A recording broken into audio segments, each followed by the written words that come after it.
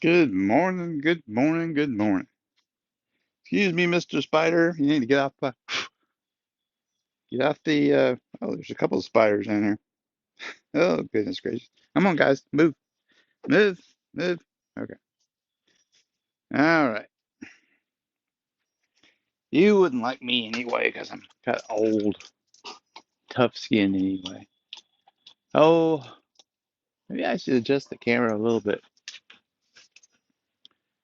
Getting too much of the wall and not enough of the birds and the trees in the background. Let's just do that. Just a little bit.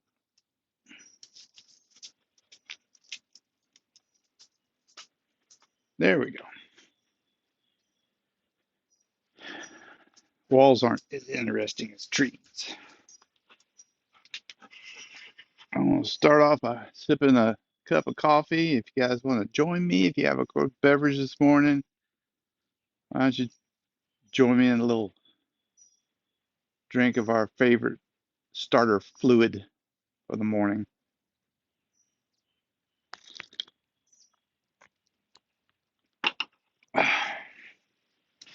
So,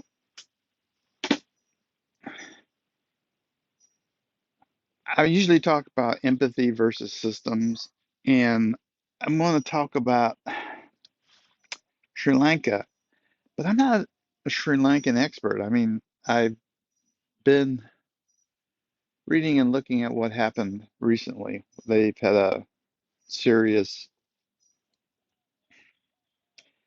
I'll call it meltdown there, created by their government of citizens having to revolt against their government. And let me add the very serious caveat to you guys that I'm going to try to apply this, but I've never been to Sri Lanka. I'm not a Sri Lankan citizen. There's a lot I don't understand. I'm just going to talk about it generally and empathy versus systems. So, in the news, the Sri Lankan people have revolted, uh, uh, forced the president and the prime minister to uh, resign. And there's a temporary guy standing in. I can't remember his name exactly, but he's only going to be there long enough so that they can have some elections to elect a new parliament and president.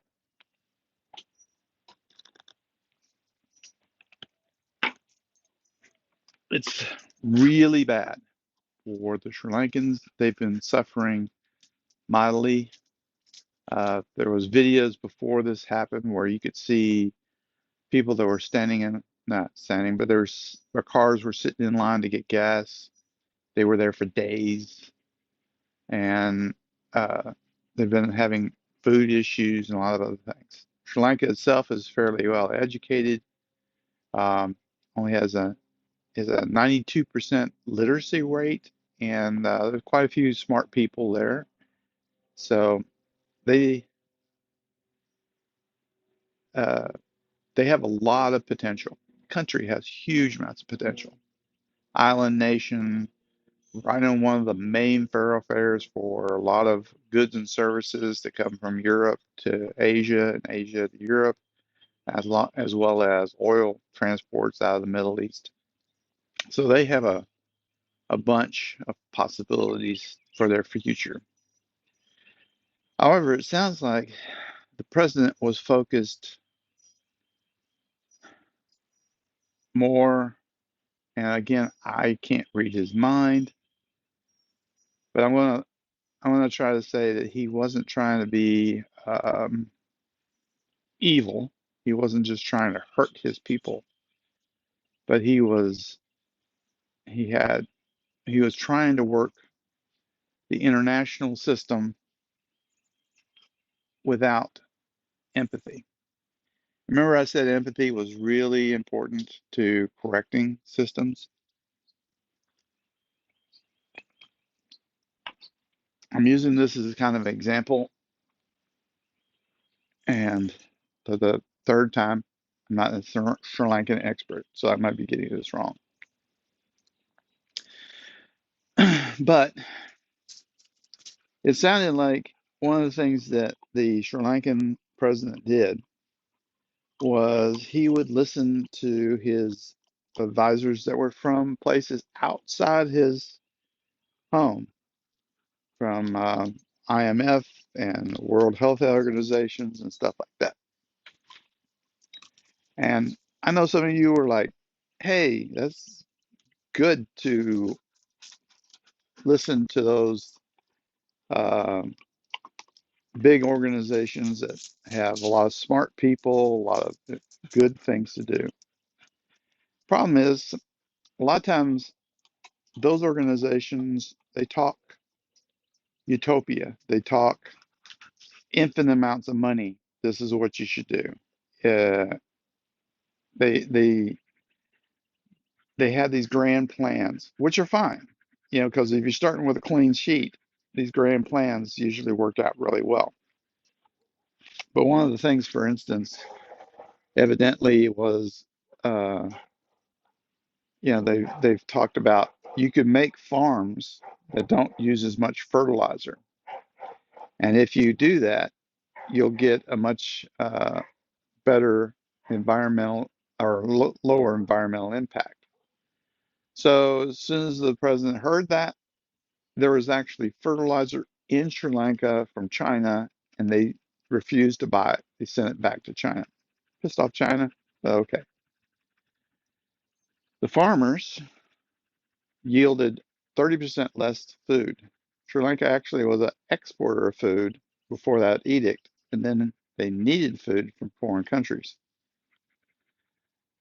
And I think they said rice production was down 40%. So there's people hungry, going hungry because of his edict. Yes. And I know some of you are like, wait a minute, all the farms just like that? And the answer is yes, that's what happened. Empathy.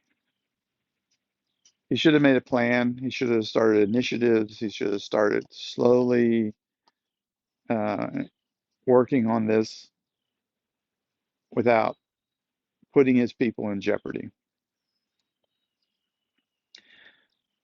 COVID came. They did very severe lockdowns, which can be argued many different ways about whether or not severe lockdowns were a boom or not. The point I'm trying to make is that they did them. They lasted for 3 months, even though they didn't have uh, any strong signs of COVID being in the country. And again, a stressor on his people because he understood the system of what he wanted to do, but it didn't have empathy in what the devastation is rotting.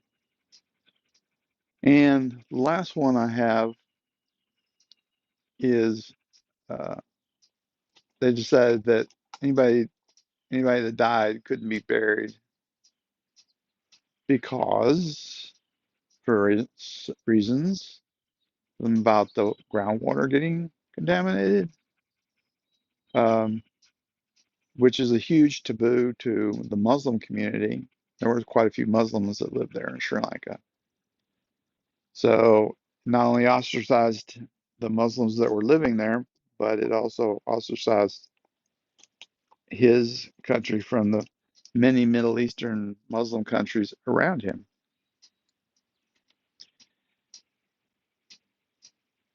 Lots of stuff where he was seemed to be trying to do systems instead of listening to his people, feeling their pain, and helping them. One of the gentlemen that I listened to, he's on All In podcast. Um, he mentioned that when he went, he's actually was from Sri Lanka. When he was a child, he left there because they had some civil unrest. He moved to Canada and then to the U.S. And he mentioned that he had gone back to Sri Lanka and he was working at Google at the time, and they had the Loon project where they could give him free internet access. So they offered free internet access, but the government, after initially saying they were interested, the only request that Google had was being able to use certain band frequencies in order to connect the internet. And they got all upset and they railed against the project. And he got frustrated, and so did Google.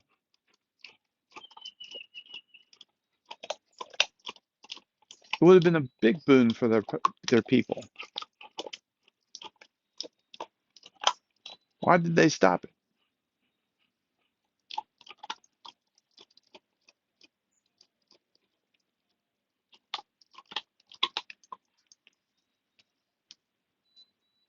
If you,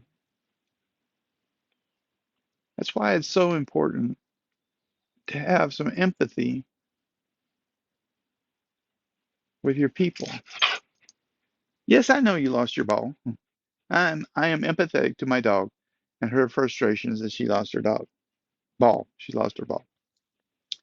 So she's looking at me, wanting me to get her ball back. I'm gonna let her try a little bit, and then I can move some of the furniture if she can't get it. More than 90% of the time, she's able to push her leg under or do something to get it. So anyway, I'm going to let you guys go. I mean, there's not a big summary here, other than the fact that there are many examples out there where you can see that people that are doing systems without empathy can cause a lot of damage. I think that's one of the reasons why I'm such a big free speech advocate, is because I see she got her ball. She's all upset, but she got her ball. The nice thing about free speech is you listen and hear people. Even if those people are telling you the system is wrong or there's something wrong with the system, which we don't want to hear, we don't like to hear, it's still a good thing to hear because it can, doesn't always mean this, but it can mean that your system is wrong in how you're implementing it. Maybe if we had used fertilizer for half or two-thirds of those farms, they could have kept their crops at least up enough to keep their people fed. They don't know because there was no feedback to tell them that. They had deaf ears and society was hurt because of it. All right. You guys have a wonderful morning. I'm it's a little bit of a cold front here, only 95, I think, this afternoon, which is cold right now. Anyways, take care, guys. Bye.